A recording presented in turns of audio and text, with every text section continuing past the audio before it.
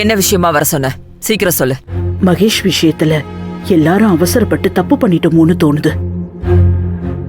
அத பத்தி பேசுறதுக்காக தான் உங்களை வர சொல்லியிருந்தேன். எல்லாரும் தப்பு பண்ணிருக்கோமா?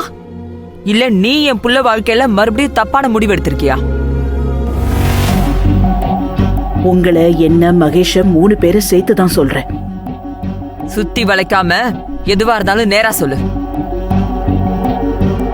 இதை எப்படி நேரா வெளிப்படையா சொல்றதுன்னு எனக்கு தெரியல. ஏன்னா நானே ரொம்ப குழப்பமான மனநிலையில தான் இருக்கேன். மகேஷுக்கு ஆனந்திய கல்யாணம் பண்ணி வைக்கலான்னு சொன்ன முடிவை மறந்துட்டு மகேஷுக்கு வேற ஒரு நல்ல வாழ்க்கையை அமைச்சு கொடுக்கறது தான் எல்லாருக்கும் நல்லதுன்னு எனக்கு தோணுது. என்ன நினைச்சிட்டு இருக்க? நேத்து வரைக்கும் ஆனந்திய நான் உனக்கு கல்யாணம் பண்ணி வைக்கிறேன்னு என் புள்ள மனசுல ஆசைய வளர்த்து உன் கைக்குள்ள அவனை போட்டு வச்சிட்டு இருந்த. இன்னைக்கு நான் அதை செய்யறேன். என் புள்ள ஒன்ன கண்டுக்காம என் கூட சந்தோஷமா சிரிச்சு பேசிட்டு இருக்கிறது உனக்கு பொறுக்கல, அப்படிதானே? இங்க பாருங்க, நிலைமை புரியாம வாய்க்கு வந்ததெல்லாம் பேசாதீங்க. ஆனந்தியும் அன்பும் உயிருக்கு உயிரா காதலிக்கிறாங்க. ஆனந்திய மகேஷ் கூட சேர்த்து வைக்கணும்னு நினைக்கிறது அவ்வளவு நல்லது இல்ல. அது அவங்க 2 பேர் வாழ்க்கையுமே அழிச்சிடும். நீ நினைச்சா நான் ஆனந்திய மகேஷ்க்கு கட்டி வைக்க சம்மதிக்கணும். நீ வேணான்னா நான் அப்படியே கேட்கணுமா? ஆனந்தி காதல் முக்கியம் இல்ல, என் பிள்ளையோட ஆசைதான் முக்கியம். அதுக்காக எந்த முடிவையும் எடுக்க நான் தயங்க மாட்டேன். அது உனக்கே தெரியும். நீ என்கிட்ட சொன்ன இந்த விஷயம் வேற யாருக்கும் தெரியக்கூடாது. இப்ப சொல்ற, ஆனந்தி தான் என் வீட்டு மருமக. அவளைதான் என் பிள்ளைக்கு கல்யாணம் பண்ணி வைக்க போறேன். இதுல எந்த மாற்றமும் இல்ல. என் பிரச்சனை என்னன்னு புரிஞ்சுக்காம இப்படி பிடிவாதமா பேசிட்டு போறீங்களே.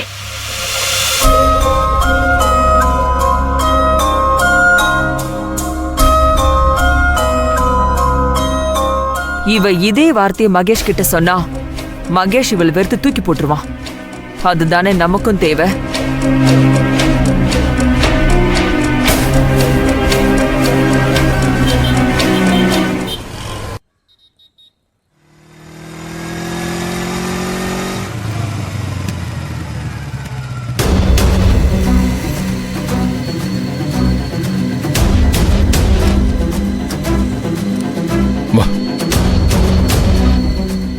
பாப்பா அன்பு. அண்ணா, வார்டன் இருக்காங்களா? முன்னாடிலாம் அடிக்கடி என்ன பார்த்து பேசிட்டு போலான்னு வருவேன். அப்புறம் ஆனந்தியை பார்க்க வந்த. இப்போ வார்டனை பார்க்கணும்னு வர்ற. ஏன்பா, ஏதாவது பிரச்சனையா? இல்லைண்ணே, ஒரு முக்கியமான விஷயமா பேசணும். அவங்க வெளியே போயிருக்கிறதா சொன்னாங்க. அதான் வந்துட்டாங்களான்னு கேட்டேன். கேண்டீன்ல தான் இருக்காங்க, போய் பாருப்பா. அண்ணே, இதை இங்க வச்சு போட்டு போயிட்டு கொடுமா. வாங்க. என்னமோ நடக்குது, நமக்கு தான் தெரிய மாட்டேங்குது. தெரியாமலா போயிடும், பார்த்துக்கலாம்.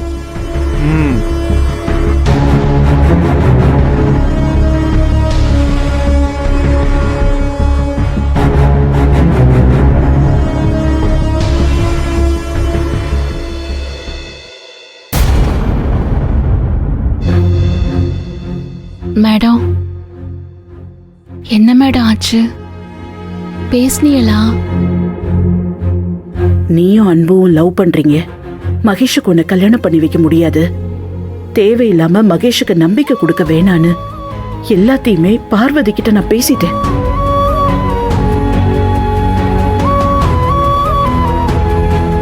அவங்க என்ன மேடம் சொன்னாங்க?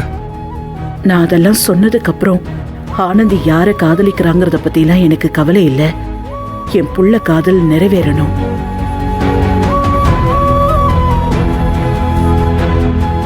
ஆனந்திய என் பிள்ளையோட தான் சேர்த்து வைப்பேன்னு சொல்லிட்டு போயிட்டாங்க. ஆண்டிக்கு இப்படி பைத்தியக்காரத்தனமா பண்றாங்க. என்ன மேடம் சொல்றீங்க? நாங்க காதலிக்கிறோம்னு சொன்னதுக்கு அப்புறமா ஆனந்திய மகேஷ் சார் கூட சேர்த்து வைப்பேன்னு சொன்னாங்களா?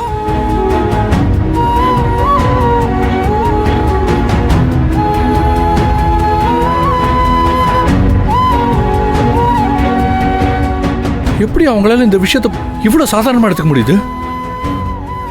நாங்க காதலிக்கிறோம்னு சொல்லியும் மகேஷ் சாருக்கு ஆனந்திய கல்யாணம் பண்ணி வைப்பேன்னு சொன்னா அதுக்கு என்ன அர்த்தம்? எனக்கு இதை எப்படி எடுத்துக்கிறதுனே தெரியல. நம்மள சுத்தி நடக்கிற சதி அன்பு. இது வரைக்கும் என்னை ஒரு கிராமத்துக்காரி ஒண்ணு இல்லாதவன் சொல்லிதே மகேஷ் சார் மனச மாத்த பார்த்தாங்க. ஆனா அது முடியல. இப்போ மகேஷ் சார் வேணுங்கிறதுக்காக என்னைய பலியாக்க முடிவு பண்ணிட்டாங்கன்னு தோணுது. இதுக்கு மேலேயும் நம்ம பொறுமையா இருக்கிறது நல்லதில்ல அன்பு.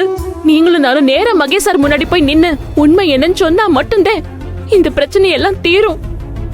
இல்லனா இது பரவுற நோய் மாதிரி வளர்ந்துகிட்டே போய் ஒரு கட்டத்துல நம்ம எல்லாரையும் அழிச்சிரும். அவசரப்படாத ஆனந்தி. நீ சொல்ற மாதிரி எனக்கும் இது சதின்னு தான் தோணுது. ஆனா இந்த நேரத்துல நம்ம அவசரப்படுவோம் தான் அவங்களும் எதிர்பார்ப்பாங்க. அதுக்கு தான் கொஞ்சம் பொறுமையா இருக்க சொல்றேன்.